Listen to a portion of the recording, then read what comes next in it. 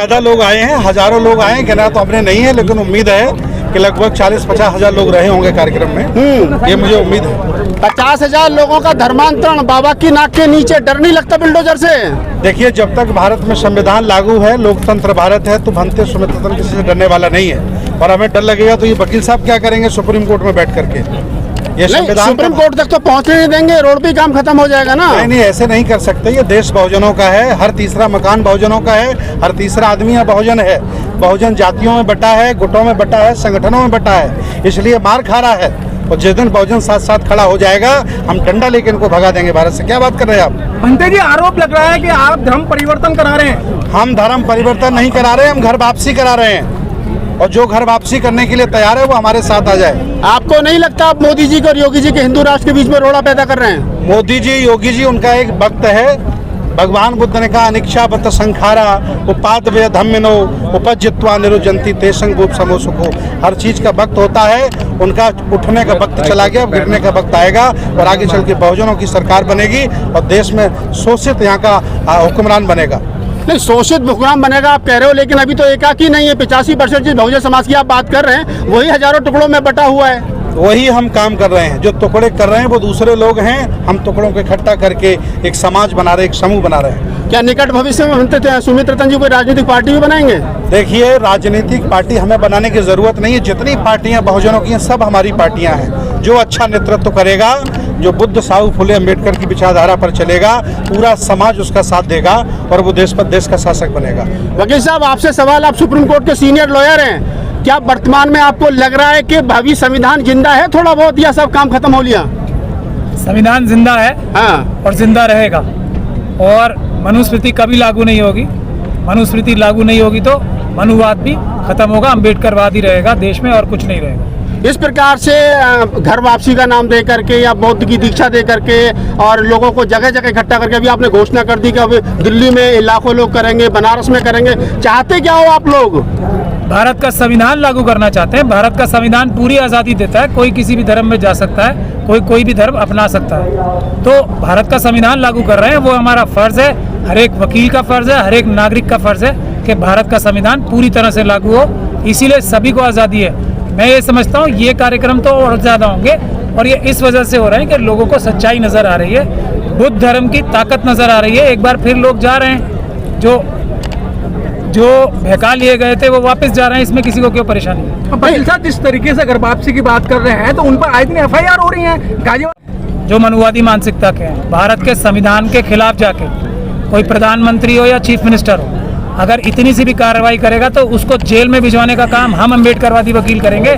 ये जो झूठी FIR कर रहे हैं पुलिस के अधिकारी और सरकारी अधिकारी अपने राजनीतिक आकाओं के दबाव में आके, वो सेफ नहीं है। वो अपराध कर रहे हैं तो वो जेल जाने के लिए तैयार हैं। ये हमारी बात करें। वकील साहब, आप जैसे पढ़े लिखे लोग और वरिष्ठ लॉयर हैं, उसके बावजूद भी नए पार्लियामेंट के अंदर संगोल रख दिया गया और आप कहें संविधान को कुछ छेड़ेगा नहीं। रख दिया गया ना, तो जेल भिजवाने का काम हम लोग करेंगे। हम बता रहे हैं ना, हम भी तो, हमारी बात भी सुनिए। टाइम लगता है संविधान के रास्ते पे, थोड़ा लंबा टाइम होता है। पीसफुल रास्ता और संविधान का रास्ता, बाबा साहब का रास्ता थोड़ा सा लंबा होता है, लेकिन होता वही है जो संविधान कहेगा। ये सब लोग जो आज संविधान तोड़ के ये सब हिंदू राष्ट्र बनाने की बात कर रहे हैं, वो जेलों में आपको मिलेंगे, लंबे समय के लिए जेलों में मिलेंगे, ऐसा हम वादा कर रहे हैं। बनते सुमित्रन जी, मेरा एक सवाल है, जिस तरीके से RSS के साथ में 40,000 से ज्यादा संगठन मिलकर काम कर रहे हैं, क्या आपके पीछे भी कोई ऐसी शक्ति लगी हुई है जो आप बार बार निरंतर जो है नई जगह पे जो है धर्मांतरण करा रहे हैं?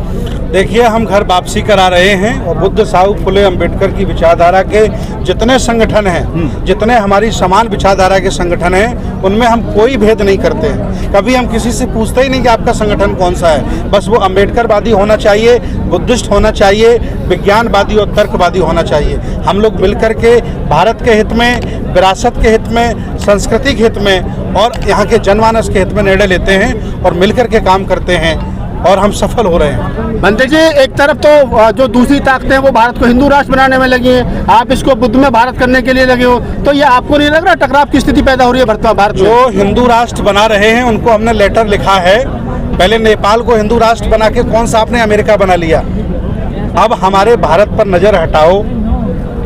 और अपनी जो गलत सोच है, जो गलत मानसिकता है, जो छुआछूत, जातिवाद और ऊंच नीच से भरी पड़ी है, लेकर के कहीं दूसरी जगह जाओ, मेरे भारत को मत छेड़ो। आपने हिंदू राष्ट्र नेपाल को बना करके क्या नेपाल की तरक्की कर दी? आज नेपाल लगभग 100 देशों से भी पीछे चल रहा है। नेपाल था ना हिंदू राष्ट्र। भीमराव जी, आपसे एक सवाल है। आप महाराष्ट्र से चल करके आए हैं, बाबा साहब का बिलड है। आपको नहीं लगता कि आपको महाराष्ट्र में काम करने की जरूरत है? उत्तर प्रदेश में तो ऑलरेडी बहुत सारे लोग काम कर रहे हैं। मेरी जो संस्था है, जो बाबा साहब ने निकाली हुई बुद्धिस्ट सोसाइटी ऑफ इंडिया, वो पूरे देश भर में काम कर रही है।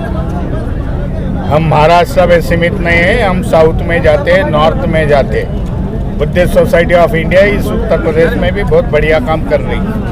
नहीं, आप कह रहे हैं कि बढ़िया काम करे, लेकिन महाराष्ट्र के लोग, जो महाराष्ट्र में फूले अम्बेडकरी विचारधारा की जो राजनीति है, वो कई टुकड़ों में बैठ गई और बहुत बैकफुट पे चली गई है।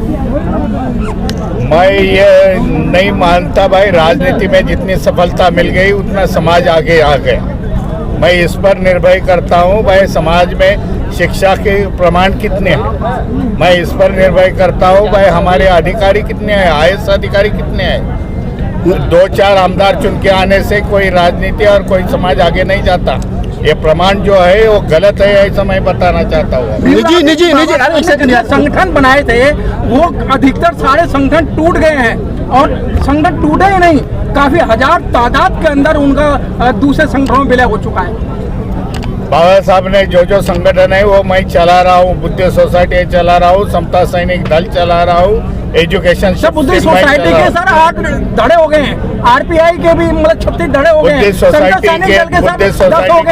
बुद्धिस्ट सोसाइटी के 3 ग्रुप थे, हम लोग तीनों भाई इकट्ठा। अभी आप ही के परिवार में आपस में डिस्प्यूट चल रहा है। राजरत्न अम्बेडकर जी कहते हैं कि वो राष्ट्रीय अध्यक्ष हैं, इधर आप कहते हैं हम राष्ट्रीय अध्यक्ष हैं। कैसे माने? समाज को तो आप ही, बाबा साहब ने कहा था संगठित रहिए, तो आप ही संगठित नहीं है। जो अध्यक्ष मानेगा तो उसको तुम्हारा सवाल पूछने का भाई कायदे से ये अध्यक्ष है तो कोर्ट का कॉपी दिखा दो, ये आपके पास उपलब्धियां है भाई, वो मांग लो। चलिए, धन्यवाद। बंदे जी, अगले पड़ाव को देखा जाए, जो आपने घोषणा की है, कितने लोगों को फिर धर्मांतरण कराएंगे बंदे जी?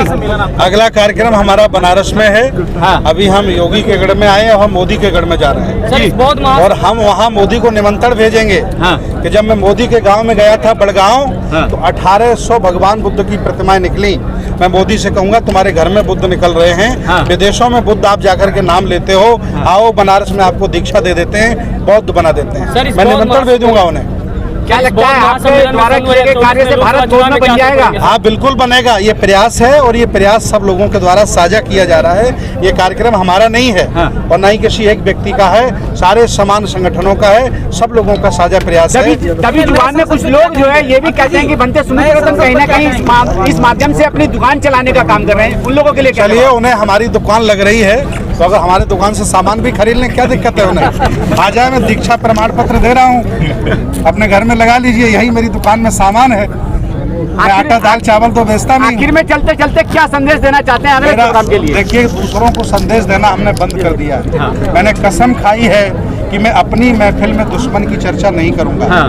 मैं किसी भी सामाजिक धार्मिक कार्यक्रम में उन लोगों की चर्चा नहीं करूंगा जिन्होंने हमारे पुरखों को मारा है, जिन्होंने हमारे देश को बर्बाद किया है। मुझे भगवान बुद्ध से लेकर मान्यवर साहब तक जितने भी संत गुरु महापुरुष आए हैं, उनकी विचारधारा को, उनके दर्शन को बढ़ाना है। और जितने भी लोग चिथड़े चिथड़े हैं, जो हमें टुकड़े टुकड़े गैंग लोग कहते हैं, उन सबको इकट्ठा करेंगे और एक बड़ी गैंग बना करके भारत को बौद्ध में भी बनाएंगे और बहुजन हुक्मरान भी बनाएंगे। ये हमारा लक्ष्य है। चलिए।